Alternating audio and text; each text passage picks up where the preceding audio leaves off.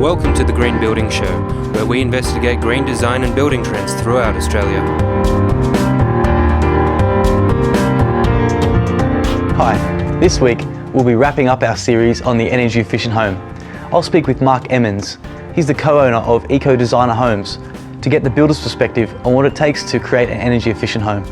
And in Australian style, we'll also be wrapping up our tropical housing series.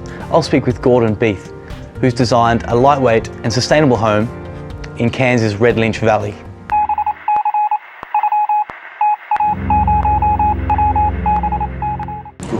I'm here today with Marc Emans. He's the co-owner of Eco Design Homes, a sustainable builder and design firm that focuses on sustainable building.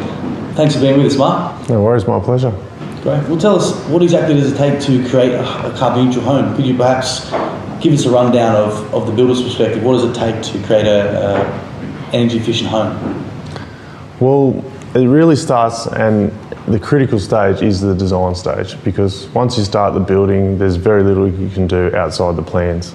So it really needs to be done at the design stage, and the most important thing with an eco home is really maximising the solar efficiency, maximising that sun coming in, warming your house for free, and minimising heating it too much in summer, and maximising heating it in winter, just naturally from the sun. And that's all through the design, having the right shading devices, having the right window types, the right insulation, the right walls, just to get that balance between winter and summer. Can you tell us a little bit about the building techniques? Well, how does it differ from an energy efficient builder like yourself to a traditional builder? Yeah, generally it's not the techniques so much, it's more the placement of the materials. I mean, you look at a lot of project homes, they're still using a timber frame with no insulation, or they're using insulation often, but no sarking in a brick veneer house, which is just, like they're obviously saving a little bit of money, and people don't realise the benefit that they're losing by not having that layer of sarking. And sometimes it's just a little thing like that, but it's a lot of things like the windows, having the right windows. If you just have a clear window on a northern side, you're just going to have too much heat coming in many instances. So it's really making sure the right materials are specified for the right location, and making sure that they're installed in that way. Okay. But at the end of the day, you can still use a brick veneer house and have it really quite efficient. Sometimes it is the products, like there are great products out now with foam insulation that becomes your external cladding. But at the end of the day, it's up to what the client wants as well, and you've got to work with what the client wants to maximise the efficiency you can with that material. Because people still are traditional and they want brick veneer, and that's fine, but you've just got to work with that and optimise that through the design. Okay, and on materials, what are the ideal materials for an energy efficient home? Is it lightweight materials? Is that where you try to? It's not always lightweight material. Probably the most efficient type of house that you could build in a Sydney location, like it's going to change from location to location because of the properties of or the weather characteristics of each area. Like so Darwin, you couldn't apply the same principles as you can in Sydney. Mm-hmm. But in Sydney, for example, like a thermal mass material like brick on the inside is the best with a concrete slab, and then a highly insulated outside material. And SC cladding or something like that? Something like a foam, it could be used on the outside of brickwork, or there's lots out there. But you want that thermal mass on the inside to keep it a constant temperature, and you really want to insulate that thermal mass. You're basically trying to make an esky. Okay, and so I guess in your experience, what's the ideal material for an Australian client? In Sydney, the reverse brick veneer is very popular if you really want to maximise your efficiency. But that does jump up the cost of a building. So reverse brick veneer, did you say? Yep. And can you give us an explanation of what that is? Well, it doesn't have to be brick, but it could be concrete blocks or tilt-up concrete.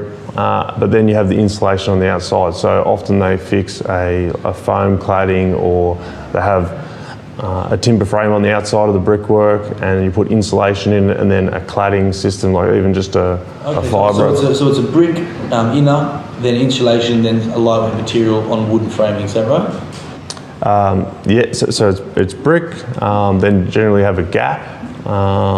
You can have the foam attached straight to it because foam's such a good insulator. Or you can have a timber frame on the outside and they insulate it with traditional insulation, and then put a cladding on the outside. So it can be any sort of cladding after that. Great. And what makes that such an effective system? Well, you're keeping the heat away from the brickwork, and bricks hold the temperature so well at such a constant, so you're going to have that constant temperature inside, and it's going to be hard for the weather to change it. So on a really hot day, a lot of the heat's going to be kept out of the brickwork by your insulation that's on the outside. Okay. So is this an effective system in all climates? No, it wouldn't be. Generally the colder ones? Well, in a colder one, it would work as well, but when it's too hot, the brickwork would heat up too much. So you need a lightweight house that's going to cool down quickly. For example, like in the far north Queensland, like the brickwork would just get too hot. And what's pushing the demand for energy efficient homes in Australia? Is it obviously it's consumers, but are they pushing for comfort? Is it their environmental peace of mind, or is it their energy costs? I don't think you can put it down to any one thing. Every client seems to be different.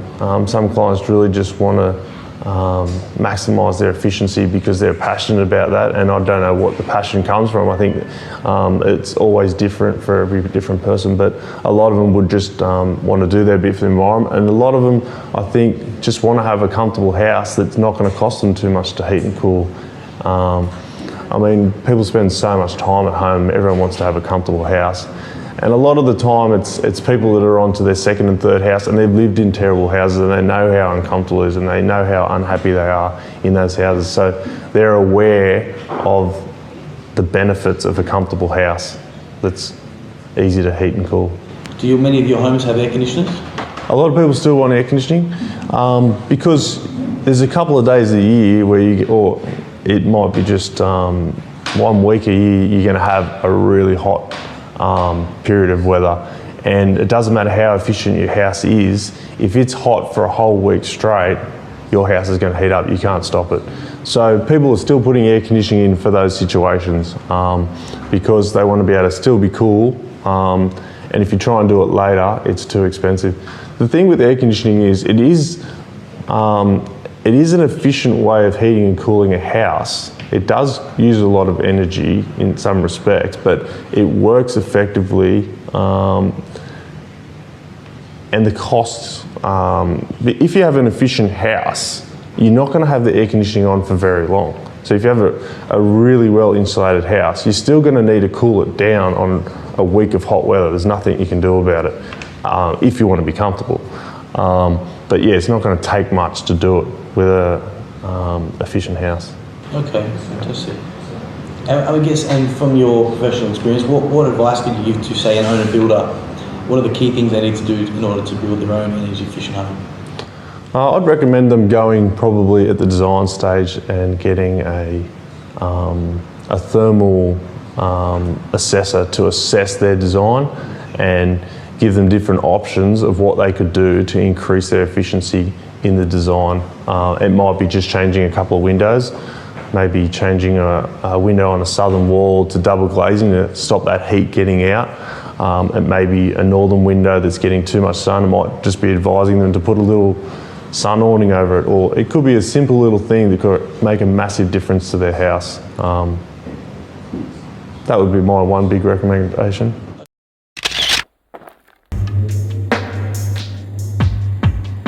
Victoria, I've always wondered what's happened to my old school books. What have you got for us this week? It's timely because a private school in Sydney has just announced that from next year, most of its students will need to bring an iPad to school because the plan is to get rid of textbooks.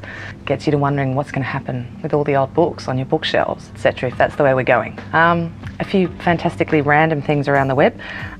Lisa Occupinti, She repurposes old abandoned books from flea markets and makes them into these sculptural hanging mobiles, which are really beautiful. There's a fantastic site called thisintoThat.com. He's a furniture maker who grew up. His name is Jim Rosenau, and he was raised in a house with 5,000 books. He makes these incredible bookcases, he makes furniture, he just uses beautiful old books and upcycles them into a different kind of product. Going even more left field, a bookstore in Melbourne, it's called Brunswick Bound, has made their sales counter out of books. You could make a wedding table runner out of old book pages, and you could even make a Christmas tree out of old books, which is what the City Library in North Vancouver did. I don't know, there's so many lovely things you can do with books.